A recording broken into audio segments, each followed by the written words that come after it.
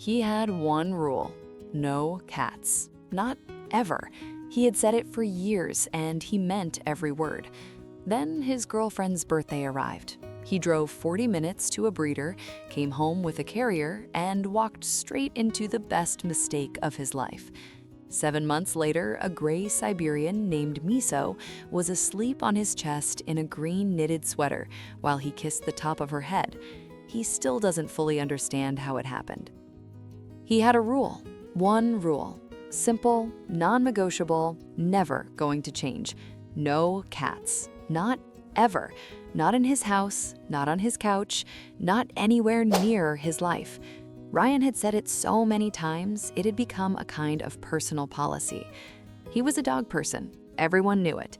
His girlfriend Claire knew it too, which is exactly why what happened on a Saturday afternoon in March makes absolutely no sense at all, and why 7 months later, a gray Siberian cat named Miso was sleeping on Ryan's chest in a green knitted sweater while he kissed the top of her head and called her his best girl. Claire had always wanted a cat. Not a phase, not a passing interest, a genuine, years-long, deeply specific desire for a Siberian cat in particular. Hypoallergenic, she would explain patiently, intelligent, loyal in a way most people don't expect from cats. Ryan would listen, nod, and repeat his rule: no cats. They had been together for 4 years. It had never changed. Ryan had grown up with dogs, 2 golden retrievers back to back, both named variations of the same thing because his family lacked imagination but had a lot of love. He understood dogs, their directness, their enthusiasm, the way they made their feelings completely clear at all times. He found comfort in that transparency. Cats, he said, were unpredictable, aloof. They didn't respect boundaries. Claire would point out, gently, that he had never actually spent significant time with a cat. Ryan felt this was beside the point. His policy was based on principle, not experience. This, Claire told her friends later, was very Ryan. He held positions firmly, right up until reality walked in and sat on his chest and started purring. Then Claire's birthday arrived. And Ryan, who loved her more than he loved his rule, drove 40 minutes to a small Siberian cat breeder on a Tuesday evening and came home with a carrier, a bag of food, and absolutely no idea what he had just gotten himself into. The cat's name was Miso, 8 months old, gray and gold, with fur so dense she looked twice her actual size, and eyes the color of winter sky. She stepped out of the carrier, looked at the apartment, looked at Ryan, and walked directly to the highest point in the room. She sat on top of the bookshelf and stared down at him like a queen assessing a new member of staff she hadn't requested. Ryan stared back. "This is fine," he said. Claire laughed for approximately 4 minutes. The first 2 weeks established the terms of their relationship clearly. Miso ignored Ryan. Not aggressively, not with hissing or drama, simply and completely, the way you ignore background noise you have decided is not worth your attention. She accepted food placed near her. She tolerated his presence in rooms she had claimed. She sat on Claire's lap every evening with the focused contentment of a cat who had exactly what she wanted and saw no reason to expand her circle. Ryan told himself this was fine. He told Claire this was fine. He told his friends, who asked about the cat, that it was completely fine. It was not entirely fine. Because here's the thing nobody warned Ryan about. Siberian cats are not indifferent. They are selective. There is a difference, and it matters enormously. A truly indifferent cat doesn't watch you. Miso watched Ryan constantly, from the bookshelf, from the windowsill, from the arm of the couch she had claimed on day 3. She watched him make coffee in the morning. She watched him read. She watched him with the patient, evaluating attention of a creature running a very long, very thorough assessment.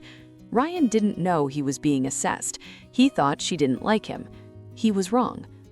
I see you still haven't subscribed. That honestly stings a little. Hit subscribe. The moment happened on a Thursday night in week 3. Ryan was lying on the couch, half watching television, half falling asleep. Claire was in the other room. The apartment was quiet, and Miso jumped onto the couch, walked the length of it with the deliberate precision she brought to everything, and sat down on Ryan's chest. She didn't curl up, she didn't knead. She sat upright, looked directly at his face from a distance of approximately 8 inches, and then, slowly, pressed her forehead against his chin. Ryan didn't move. He wasn't sure he was breathing. After a moment, she settled. Her whole body relaxed against him, her purrs starting low and building into something that Ryan described later as feeling like a small, warm engine deciding to trust you. He lay there for 40 minutes. He missed the end of the program he was watching. He didn't care. Claire came in, saw the situation, and took a photo without saying a word. She has never deleted it. From that night on, things moved quickly. Miso began appearing wherever Ryan was, not always touching, not always close, but present in the particular way she had been watching him for 3 weeks before deciding he was worth the effort. She started sleeping at the foot of their bed, then gradually migrating toward Ryan's side. She began greeting him at the door, not with the exuberant enthusiasm of a dog, but with a single look and a slow blink that Ryan learned eventually to blink back. He learned it meant something. He started researching Siberian cats at 11 p.m. on a Wednesday. He did not tell Claire about this immediately. He also bought Miso a small green knitted sweater because he saw it and thought of her.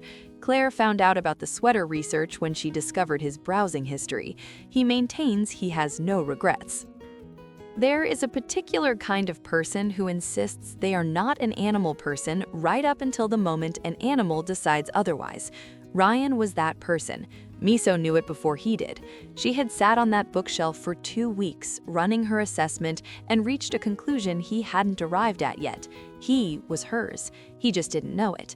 Now he does. Now he sits on the couch on quiet evenings with a Siberian cat in a green sweater asleep on his chest, and he calls her his best girl, and he means it completely.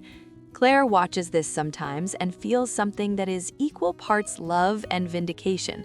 She was right about the cat. She has not said, "I told you so," not out loud, not yet.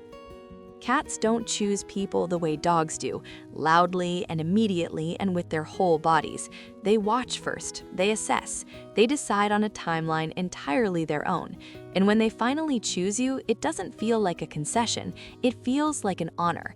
That is not nothing. That is everything. If you think you're not a cat person, maybe you just haven't met the right one yet. Or maybe the right one is already watching you from the top of the bookshelf, waiting for you to be worth the walk across the room. Did Miso choose Ryan or did Ryan choose Miso? Tell me in the comments.